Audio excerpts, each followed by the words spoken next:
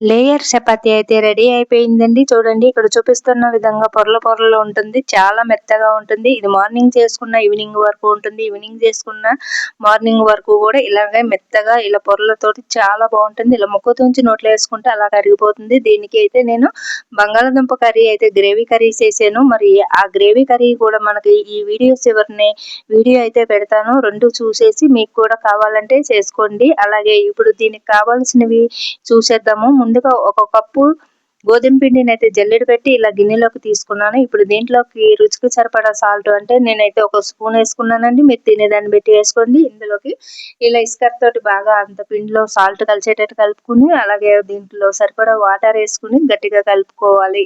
చూడండి ఇక్కడ చూపిస్తున్న విధంగా ఇస్కర్తో కానీ లేదా మీరు చేత్తో కూడా కలుపుకోవచ్చు.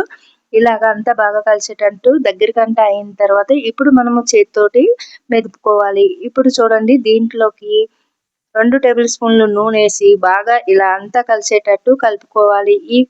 ఇలా ఈ పిండిని చూడండి ఇక్కడ చూపిస్తున్న విధంగా అరచేతి మధ్యలో నుండి భాగంతోటి ఇలా బాగా మదన చేసి మనము పక్కన పెట్టేసుకోవాలి. అలాగే ఈ పిండి కలుపుకున్న తర్వాత మనము కర్రీ చేసుకున్నాం అనుకోండి. కర్రీ చేసే లోపల మనకి పిండి అనేది ఒక అరగంట నానబెట్టుకోవాలి. ఇలా అరగంట నానబెట్టుకోవడం వల్ల మనకి పిండి అనేది బాగా మెత్తగా నాని మనకి చపాతీలు అనేది లేయర్ కింద వస్తాయి మెత్తగా. ఇప్పుడు ఒక అరగంట తర్వాత మళ్ళీ పిండిని అయితే నేను కర్రీ చేసి పక్కన పెట్టుకున్నాను. ఈ వీడియో చివరిని చూద్దురు గాని ఇప్పుడైతే నేను ఈ పిండిని ఒక అరగంట నానిన తర్వాత ఇలాగైతే మళ్ళీ ఒకసారి చేతితోటి ఇలా బాగా మెతుకుని ఇలాగా చూడండి చాలా మెత్తగా అయిపోయింది కదా. ఇప్పుడు పక్కన పెట్టేసుకుని ఇప్పుడు దీన్ని మనము ఇలాగా ఒక మెదుపుకున్న తర్వాత కూడా మళ్ళీ ఒక 10 నిమిషాలు పక్కన పెట్టుకోవాలి. ఇప్పుడు దీన్ని మనకి ఎంత సైజు కావాలో అంత సైజు బాల్స్ లాగా చేసి ఇలాగ మనము పూరి పీట మీద ఇలాగ పూరీలాగా ఒత్తుకుని దానిపైన మళ్ళీ నూనె వేసుకుని దానిపైన ఇలా పిండి చల్లుకుని ఇలా మడతలు పెట్టుకుని ఇలాగా చేసుకోవాలి. చూడండి ఇక్కడ చూపిస్తున్న విధంగా ఇలా నూనె వేసుకోవాలి. దానిపైన మనకి ఇలాగా పొడి పిండిని జల్లుకుని ఇలాగా 4 మడతలు వచ్చేటట్టు అంటే 2 సార్లు మనము నూనె అప్లై చేసుకుని దానిపైన పొడిపిండి వేసుకుని ఇలాగా మనకి కావాల్సిన సైజులో ఇలా ఒత్తుకోవాలి. మనము ఒత్తేటప్పుడు గట్టిగా ప్రెస్ చేయకుండా మామూలుగా ప్రెస్ చేయాలి. ఈ లోపల మనము పెనాన్ని వేడి చేసుకోవాలి. వీటెక్కిన పెనం పైన ఇలాగా చపాతీని అయితే వేసుకుని 2 సైడ్లు కాల్చుకోవాలి. ఫస్ట్ అయితే నూనె లేకుండా అటు ఇటు కాల్చుకున్న తర్వాత నూనె వేస్తే పొంగుతూ చపాతీ అనేది బాగా పొంగుతూ వస్తుంది. చూడండి అన్ని కూడా మన దగ్గర ఉన్న మిశ్రమం మొత్తం మీకు ఎన్ని కావాలో అన్ని ఇలా చేసుకోవాలి. చూడండి ఇలాగ నూనె లేకుండా 2 సైడ్లు ఇలా కాల్చిన తర్వాత ఇలా పొంగుతుంది కదా. ఇప్పుడు దీనిపైన నూనె కానీ నెయ్యి కానీ లేదా బటర్ కానీ మీ దగ్గర ఏది ఉంటే అది అప్లై చేసుకోండి. అదే విధంగా మీకు నూనె ఇష్టమైతే నూనె వేసుకోండి. ఇంకా కొంతమంది నేతితో కూడా కాల్చుకుంటారు కదా అలాగా. లేదా బటర్ ఉంటే బటర్తో. చూసారా అన్ని కూడా నేనైతే ఇలా కాల్చుకున్న తర్వాత ఇలా అయితే రెడీ అయిపోయినాయండి లేయర్ చపాతీ. దీంట్లోకి బంగాళదుంప కర్రీ వేసుకుని తింటే చాలా టేస్టీగా ఉంటుందండి. బంగాళదుంప కర్రీ గ్రేవీ తోటి చాలా టేస్టీగా ఉంటుంది. ఇంకా వెయిట్ లాస్ అవ్వాలనుకున్న వాళ్ళు ఇలాగ ఒక్క చపాతీ తిని ఒక గ్లాస్ మజ్జిగ తాగారనుకోండి మీకు బాగా పనిచేస్తుంది. ఇంకా చపాతీ వేడి చేస్తుంది అనుకునే వాళ్ళు ఒక గ్లాస్ మజ్జిగ తాగండి. నేనైతే ఇప్పుడు ఈ కర్రీ తోటి ఇలాగ ఒక్క నిమిషంలో ప్లేట్ మొత్తం ఖాళీ చేసేస్తాను. మరి మీరు కూడా మీరు పిల్లలకి పెద్దలకి ఇలా అందించండి. చాలా ఇష్టంగా తింటారు. ఒక్క సెకండ్లో అయితే ప్లేట్ మొత్తం ఖాళీ చేస్తారు. అంత టేస్టీగా ఉంటుంది. ఇంకా అసలే ఆపరు. నేనైతే ఇలా తిని ఒక గ్లాస్ మజ్జిగ అయితే తాగుతున్నాను. మరి మీరు కూడా వెయిట్ లాస్ అవ్వాలనుకునే వాళ్ళు ఇలాగా చేయండి. నైట్ పూట ఒక చపాతీ తిని ఇలా ఒక గ్లాస్ మజ్జిగ తాగితే చాలా బెనిఫిట్స్ ఉంటాయి మనకి. మరి ఈ వీడియో నచ్చితే ఒక్కసారి మన ఛానల్లో ఉన్న ఈ చపాతీకి అలాగే ఈ చపాతీ కర్రీకి నేను బంగాళదుంప కర్రీ చేశాను కదా. ఈ 2 కూడా మీకు నచ్చితే లైక్ చేయండి, షేర్ చేయండి. అలాగే మన ఛానల్ని సబ్స్క్రైబ్ చేసుకోవడం మాత్రం మర్చిపోకండి. ఈ కర్రీ వచ్చేసి ఇప్పుడు ఎంతో కలర్ఫుల్గా కనిపిస్తుంది కదా. ఈ కర్రీ వచ్చేసి మనకి రైస్లోకి అలాగే పూరి చపాతీలో కూడా చాలా బాగుంటుంది. నేను ఇప్పుడు మీకు ఈ కర్రీని చపాతీలోకి చూపిస్తాను. నేను చపాతీని అయితే ఇప్పుడు చేసుకుంటున్నాను.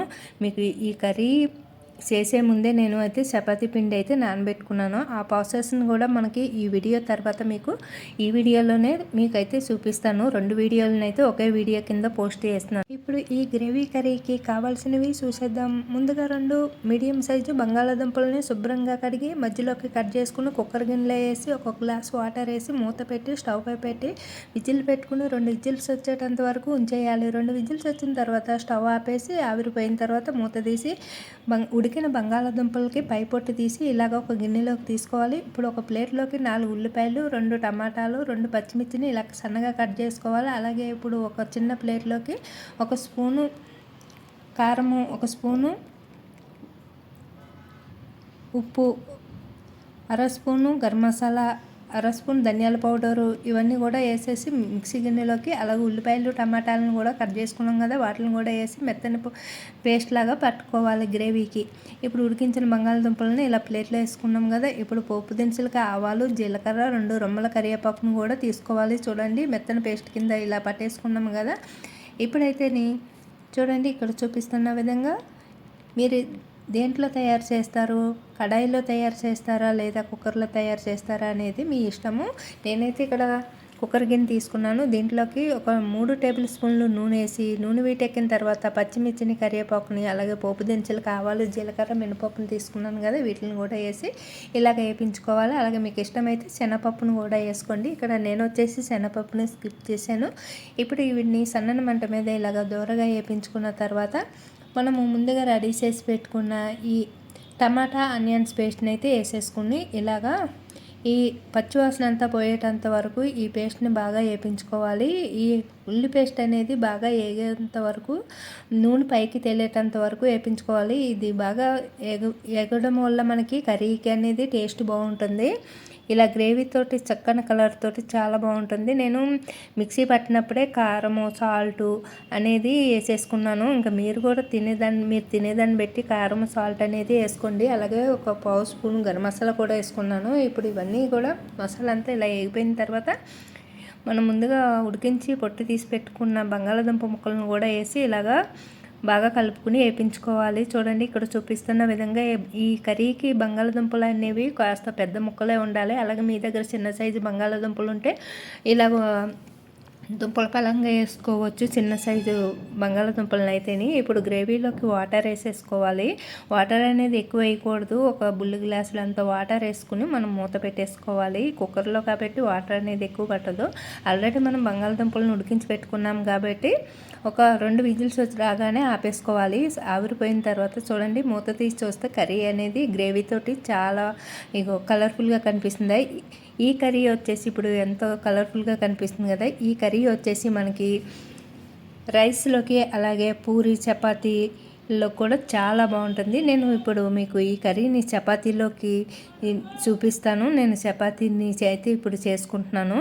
మీకు ఈ కర్రీ చేసే ముందే నేను అయితే చపాతీ పిండి అయితే నానబెట్టుకున్నాను. ఆ ప్రాసెస్ని కూడా మనకి ఈ వీడియో తర్వాత మీకు ఈ వీడియోలోనే మీకైతే చూపిస్తాను. 2 వీడియోలను అయితే ఒకే వీడియో కింద పోస్ట్ చేస్తున్నాను. మరి చూడని వారు ఎవరైనా ఉంటే చూసేయండి. అలాగే ఈ పూరీ కర్రీకి అలాగే చపాతీ కర్రీకి లైక్ ఇవ్వండి.